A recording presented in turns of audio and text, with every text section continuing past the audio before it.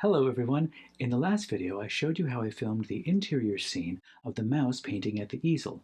I've been busy since then working on the mouse's painting and some of the other paintings for the gallery scene, and I'll tell you about that now.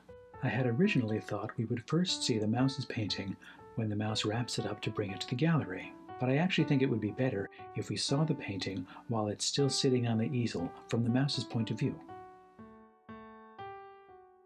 This is my idea for the mouse's painting, and I made this on a larger scale so the audience can have a good look at it. But sometimes the mouse puppet is in the scene with the painting, so I made a smaller one that's the right size for the mouse, and the big one is just for insert shots. Now if I'm going to show the bigger painting sitting on the easel, I'll need to make a bigger easel that's the same scale as the painting. Luckily I had these pieces of balsa wood that happen to be just about the right size. I'll angle the camera down so it's pointing at the painting from about the same place the mouse would be seeing it.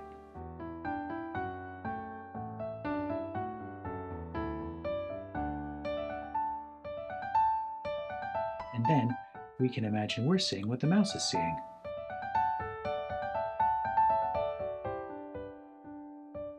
Of course, there will need to be a background back here, and all of this space is an opportunity to show a little more of what the mouse's home and art studio is like. Since we'll see some of the floor, I took a piece of watercolor paper and I painted a hardwood floor on it. I blended some colors that were wet and I let them dry, and then I painted the straight lines for the floorboards.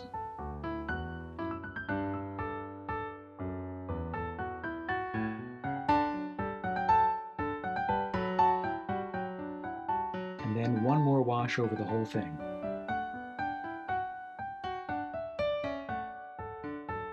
So that can be the floor, and I made more of those natural wood walls and some baseboards. Then I started thinking about what objects I could make that the mouse might have in the studio, like some canvas stretchers, a roll of paper, a can of gesso, a little paintbrush.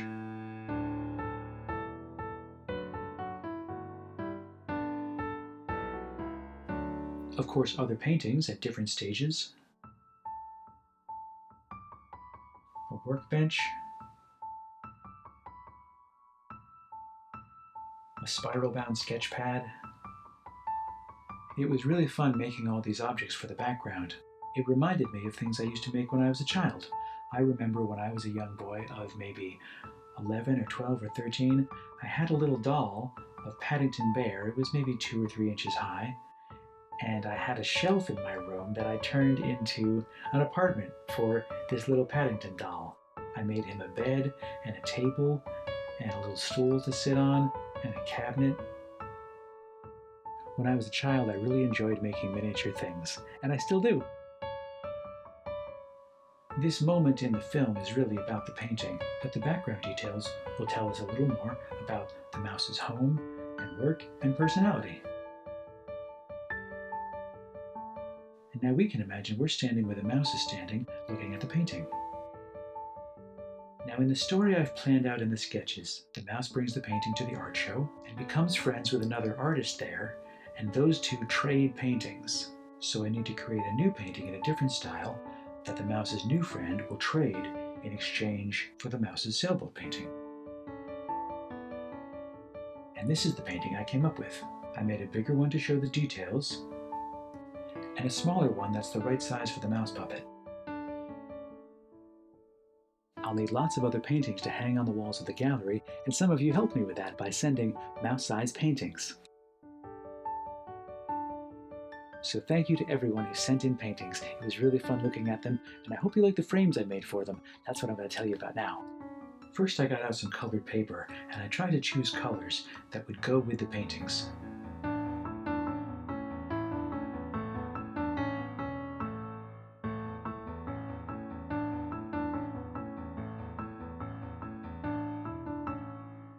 As you know, I really like sculpting paper, and I thought if I creased the corners, I could create a beveled edge for the frame.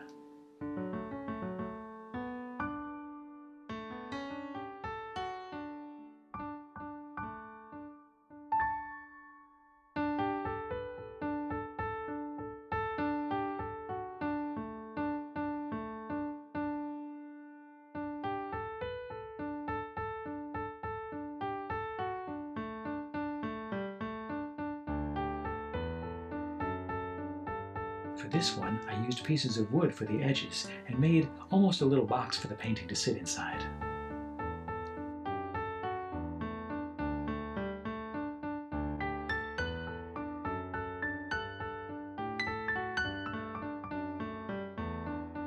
You may have noticed that the frames of pictures are made of lots of different kinds of materials. I thought I would try wrapping aluminum foil around cardboard for a metal frame.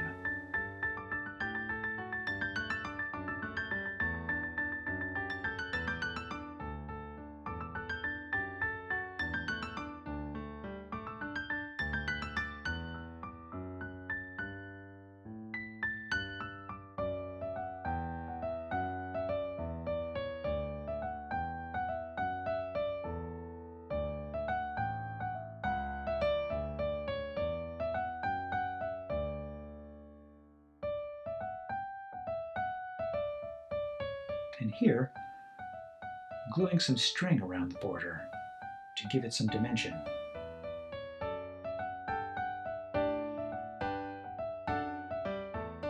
I'll let the glue dry on those edges first and then glue the other sides.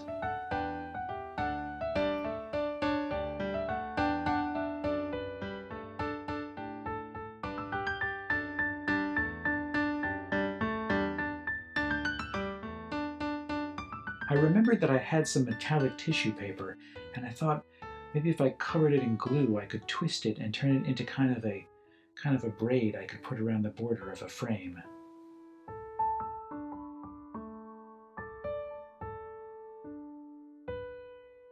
And I glued some tissue paper leaves in the corner for extra decoration.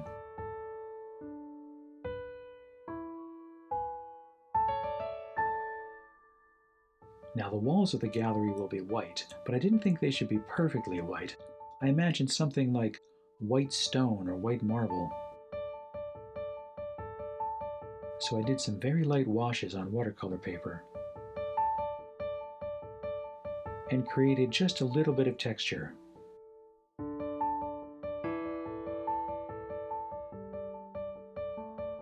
When it was dry, I laid it flat on the table and set up the camera above. That way I didn't have to worry about how I would fasten the paintings to the walls.